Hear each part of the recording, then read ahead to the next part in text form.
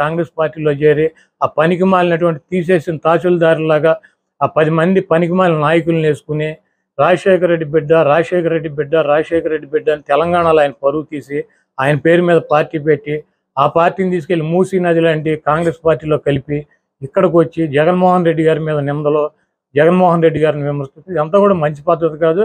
ఆవిడకి ఏమైనా పర్సనల్గా ఉంటే పర్సనల్గా చూసుకోవాలి. వైఎస్ఆర్ కాంగ్రెస్ పార్టీ మీద జగన్మోహన్ రెడ్డి గారి మీద నిందలేసి జగన్మోహన్ రెడ్డి గారిని ఏదో చేద్దాము, రాజశేఖర రెడ్డి గారి ప్రత్యర్థులు దేబిఎన్ రాధాకృష్ణ, రామోజీరావు, చంద్రబాబు నాయుడు, రేవంత్ రెడ్డి వీళ్ళందరూ ఎవరో రాజశేఖర రెడ్డి గారిని సర్వనాశనం చేస్తానని చెప్పి తిరిగినాళ్ళు.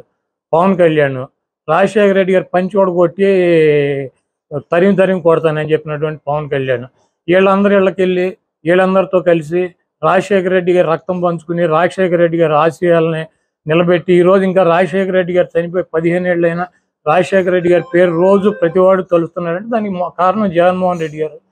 తండ్రి పేరు నిలబెట్టినటువంటి తనయుడిని నాశనం చేయటానికి వచ్చి ఇవన్నీ కూడా రాష్ట్ర ప్రజలు గమనిస్తున్నారు. తప్పకుండా కాంగ్రెస్ పార్టీకి, సోనియా గాంధీకి, రాహుల్ గాంధీకి మాడు పగిలిపోయేటట్టు ఈ రాష్ట్ర ప్రజలు ఈసారి 0% ఓటింగ్ ఇస్తారు.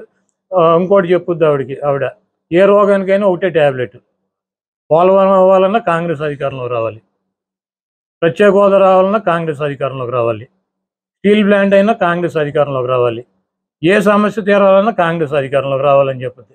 అసలు కాంగ్రెస్ పార్టీ ప్రతిపక్ష హోదా వచ్చే పరిస్థితి ఉందో ఈరోజు రాష్ట్రంలో? మోడీ గారికి 350 సీట్లు వస్తాయని చెబుతున్నారు. నరేంద్ర మోడీకి 350 సీట్లు వస్తాయని ప్రతి సర్వేలన్నీ చెబుతున్నారు. చెబుతుంటే కాంగ్రెస్ పార్టీ అధికారంలోకి వద్దంటే నితీష్ కుమార్ వెళ్ళిపోయాడు, మమతా బెనర్జీ వివాదాలు, ప్రతి వాళ్ళు ఇండియా కూటమి పెట్టారు. ఆ కూటమి ఒక్కొక్కటి వెళ్ళిపోతున్నారు. ఈరోజు కాంగ్రెస్ పార్టీ ఏంటి అధికారంలోకి వచ్చే? రాహుల్ గాంధీ అక్కడ ఎంపీకి గెలుస్తాడా? మొన్న యూపీలో ఓడిపోయాడు. ఈసారి సోనియా గాంధీ, రాహుల్ గాంధీ అసలు ఎంపీలకు గెలిచే పరిస్థితి ఉందా? అదో తీసేయడానికి సిద్ధంగా ఉన్న పార్టీని దాన్ని పట్టుకొచ్చి డిస్పోజల్ పార్టీని రాహుల్ గాంధీ మొదటి సంతకం పెడతాడంట. ఎక్కడ పెడతాడు మొదటి సంతకం? ఎక్కడ పెడతాడు? ఆ ఎంపీ కూడా కాడు. ప్రధానమంత్రి రాహుల్ గాంధీ అయ్యే పరిస్థితి ఉందా? మనం బతికుండగా రాహుల్ గాంధీని ప్రధానమంత్రిగా చూడగలమా ఈ దేశంలో? అది తీసేసిన పార్టీ. 30 రాష్ట్రాలు ఉంటే కనీసం 25 రాష్ట్రాలు అసలు ఆ పార్టీనే లేదు. రాహుల్ గాంధీ ప్రధానమంత్రి అవుతాడు. రాహుల్ గాంధీ ప్రధానమంత్రి కాదు, ఎంపీ కూడా అవడు.